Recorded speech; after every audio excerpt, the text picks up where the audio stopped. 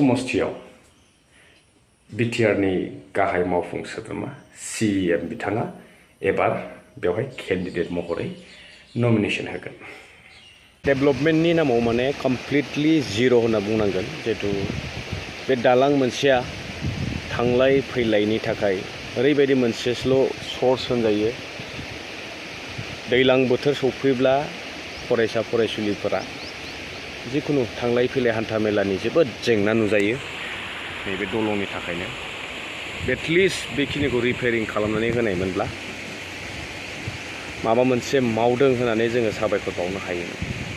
नाथाय दिनै बिथांमोना बेखौ मोनसे इस्यु बानायनानै बेनि नामाव भट लानानै दिनै थगायबाय, रायजोफोरखौ गोथां गोथि थगायबाय। 5 बोसोर जाबाय दिनै जोबफैबाय, नाथाय बानायनो हायासै। बेनिख्रुइ आरो बिथांमोननि सरकारनि फेइलियरखौ माबायदि दिन्थिबावनो, आरो गोबां जेंना दंबावो। नै बेवहाय हिन्जाव आइजो सासे दै बारनो हायाखै, ओरैबायदि खस्थ' जादों। नायदो नै दलङा गोजौनिफ्राय माबायदि दालांमोन, नै माबायदि जाखो नायदो। जोंनि बागानपारा समस्तिनि आन्दाराव खाथिरामनि मावनाय नै 5 बोसोराव औवा जेंलाब बेबायदि अबस्था। जुथा गानगासिनो आं नै दा दैखौ बारबोबाय। नायनो हायो नै जोंनि परिबर्तना। दा 5 बोसोराव गोदानखौथ' बाद दोन, खमसे खम नैबे बोरायखौनो गोजामखौनो रिपेयारिं खालामनानै होमोन।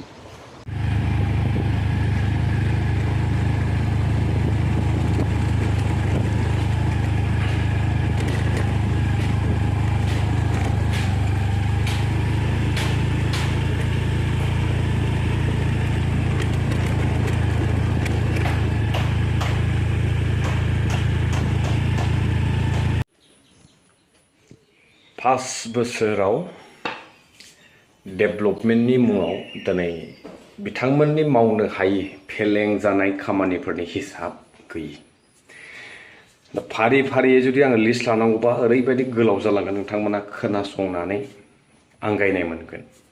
दिनै बिथांमोना जाखिनि खोथा बुंबाय थायो, जाखिनि खोथाखौ लानानैहाय गोब्रामबाय थायो, मावनांगौखौ दिनै बिथांमोना मावनो हायाखै। नाथाय गोब्रामनायखौ जों बांसिन गोबां बिथांमोननि खुगानिफ्राय ओरै थोरै होननानै खोनानो मोनो। दा बेनिखायनो दिनै नैबे मोनसे दालांनि सायाव आं स्पेसियेलि फिन खनसे नोंथांमोनजोंहाय फंनैसो खोथा शेयार खालामनो सानदों। जिहेतु दैलां सफैयोब्ला नैबे दालां मोनसे जिहेतु आं नोंथांमोननो इन्ट्र'आव होबाय, बेखौ लानानैहाय गोबां जेंना नुजाथियो। आरो जिहेतु नै दैलां सफैलायबाय, बे दालांनि सायाव गोबांथार भिडिअ आङो होबाय। आंजों लोगोसे ओनसोलनि रायजो राजा बिथांमोनाबो बेखौहाय बारम्बार बे खोथाखौ, बे टपिकनि मोनसे बेनि फारसे माने गोबांथार आपडेट होबाय बा खावलायबाय, रिकुवेस्ट खालामबाय।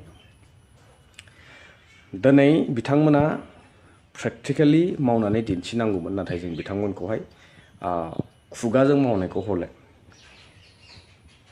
हिसाब गैयि नुबाय। दा खुगाजों मावनो जोबोद सहज, नाथाय प्रेक्टिकेलि मावनायाव बिथांमोना टटेलि फेलियर जादों। बेखौ बिथांमोना सिमान जानो हाया, लाजियो। दा ओंखायनो दिनै बागानपारा समस्तिनि जिहेतु जोंहा मानाव गेदेर BTCLA बिथांनि समस्ति, खाथिराम बर' बिथांनि समस्तियाव दिनै नैबे दालाङा ओरैबायदि अबस्थायाव दङ, जिखौ जोङो मोनसे समाव फरायसा फरायसुलिफोरनि, रायजो राजाफोरनि अजद लाबोनायनि उनावनो BPF हान्जानिफ्राय फलेन्द्र बसुमतारी फानबाय होननानैबो मिथियो।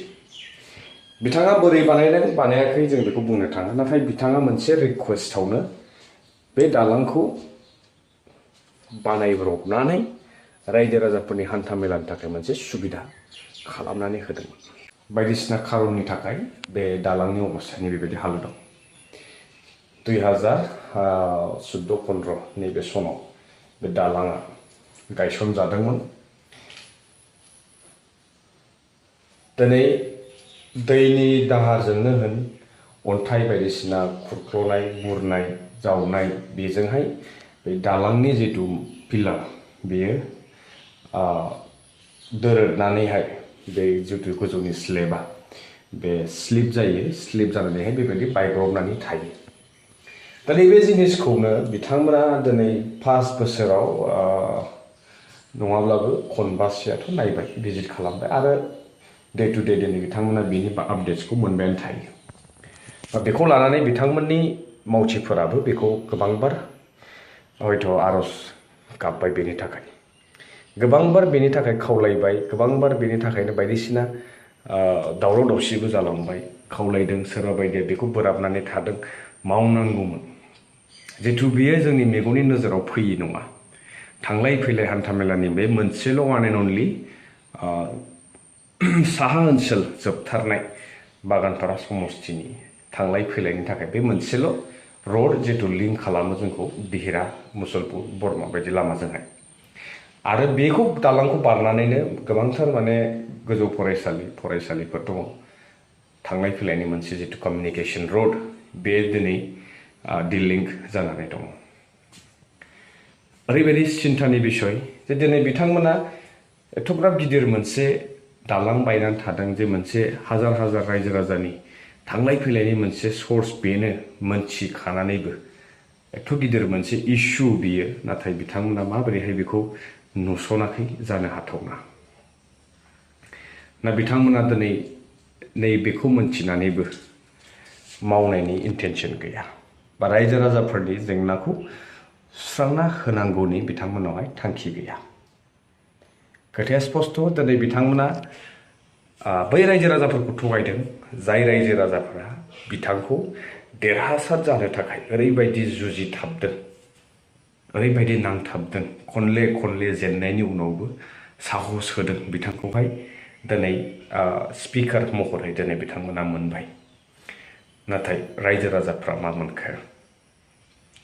दिनै खोनासोबावदों, आं बेनिखायनो बे टपिकखौ लाबोदों, दिनै खोनासोबावदों जे बे समस्तियाव बिटिआरनि गाहाय मावफुं सोद्रोमा CEM बिथाङा एबार बेवहाय केन्डिडेट महरै नमिनेसन होगोन।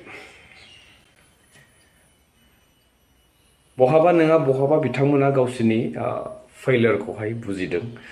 जिहेतु 5 बोसोराव बिथांमोना एख' खामानि मावाखै, कमप्लिटलि जिर' डेभेलपमेन्ट। 5 बोसोराव मावनाय खामानिखौ जोङो हिसाब लानांगौनि बाथ्रा गैया, किन्तु मावि खामानिखौ हिसाब लानांगौआ ओरैबायदि लिस्टआ फुल जालांदों। दा बेनिखायनो दिनै बे समस्तिया बिथांमोननि थाखाय सिकिउर नंला। बिथांमोननि आखाइनिफ्राय अलरेडि बागानपारा समस्तिया गालांबाय, गुलांबाय। आरो जितु तामुलपुर समस्तियावहाय बेखौ सोसननायनि बाथ्रा बुंदों, जिहेतु बिथांनि जि फैबाय थानाय बिधान सभा इलेक्सनाबो दिनै बिथांनि आखाइनिफ्राय गलांनो हमदों। जायनि जाहोनाव दिनै बिथाङा बे सिटखौ बासायनो हयथ' दिनै मोनसे चेन्ज लाबोनो सानदों, जे रिप्लेसमेन्ट खालामोब्ला हयथ' रायजो राजाफोरनि अननाय सिबिनायखौ आरोबाव बहाल लाखिनो हागोन होननानै बिथाङा मोनसे स्ट्रेटेजि बेवहाय बाहायनो सानदों। नाथाय रागाया सोरबा बेक्तिनि फारसे नङा, दिनै रागाया कमप्लिटलि UPPL गभर्नमेन्टनि फेलियर सिस्टेमनि फारसे। जिहेतु बेवहाय सोरबा बिटिआरनि CEMआ फैनानै बेयाव केन्डिडेट जुदि जाफैयोब्ला मस्ट वेलकाम, नाथाय नोंथाङा बेनिफ्राय देरहालांनाया जोबोद गोब्राब। जितु रायजो राजाफ्रा अलरेडि डिसिसन चइस लाखाबाय आरो फैबाय थानाय इलेक्सनखौ नेनानै दं नोंथांमोननो बेनि फिननायखौ उत्तरखौ होनो थाखाय। दिनै नोंथांमोना मोनसे समस्तिनि ओनसोल, मोनसे समस्तियाव जि समस्तिनिफ्राय बे ओनसोला ओरैबायदि मोनसे समनिफ्राय सेक्रिफाइस खालामबोनाय, स्ट्रागल खालामबोनाय ओनसोलखौ नोंथांमोना नेवसिगारना दोननाया, बेनि जवाबखौ, बेनि फिननायखौ रायजो राजाफ्रा होगोन। सोरबा गुबुना होलायनाङा, दिनै नोंथांमोननि मावथिफोरानो नोंथांमोननि फारसे बेरेखायै बाथ्रा बुंगोन समखौ नेनानै था दिनै काथिरामा गावनि केन्डिडेट नमिनेशन गावनि सिटखौ बासायनो हायासै बेनि खारना रावबो नङा बिथां आरो बिथांनि सिस्टेम दिनै बिथाङा फिउचाराव बबे समस्याव गेलेगोन गेलेया बे बिथांनि बाथ्रा बिथांनि पार्टिनि बाथ्रा किन्तु दिनै खोनासोनो मोन्दों जे दिनै काथिराम बर' मानव गेदेर स्पिकारा गावनि समस्तिखौ खोमानानै लाबाय आरो दिनै नेक्स्ट जितु फैबाय थानाय इलेक्शनाव बिथाङा बावहाय इलेक्शन गेलेनो मोननाय नंला रायजो राजा नोंथांमोना मा सानो जितु बेल' नङा बे दालांल' मोनसे इस्यु नङा गोबांथार इस्यु दङ लामाफोराबो ओरैबायदि कन्डिशन लेस जानानै दङ मोनसेबो लामा बानायनाय गैया गोदान जिर' कमप्लिटलि जिर' ओरैबायदि फेलियर जादों जितु जाखिनि एक्जिस्टेन्सआव दंमोन लामा बायदिसिना इनफ्रास्ट्राक्चार डेभेलपमेन्टफोर बेफोरबो दिनै रिपेयारिंनि गोनांथि जानानै फैदों बेफोरबो दिनै मोनसेबो मावफुंजायाखै आरो बेनिख्रुइ आरोबाव मा बिथांमोननि फेलियरनि लिस्टखौहाय आङो होबावनो अनेक दङ स' लोगो मोनबावगोन रायजो नोंथांमोन नेक्स्ट भिडिअ टिल देन स्टे ट्युन्ड बाय